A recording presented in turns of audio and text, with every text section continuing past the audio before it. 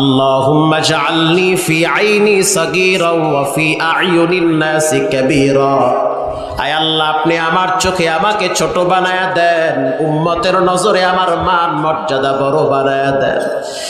এজন্য রব্বুল আলামিন বলেন, যখন মানুষের সামনে আমার কথা বলা হবে, যখন মানুষের সামনে আমি আল্লাহর কথা বলা হবে, তখন মানুষের কলিজার ভিতরে আমার ভয় চলে আসবে। আল্লাহর ভয় এমন একটা মেডিসিনের জাম, যা মানুষকে সমস্ত গুনাহ থেকে ফিরায় রাখে।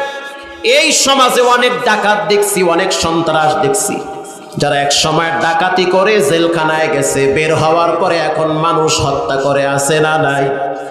রিমান্ডে নেয়, শাস্তি দেয়, এরপরেও ভালো হয় না।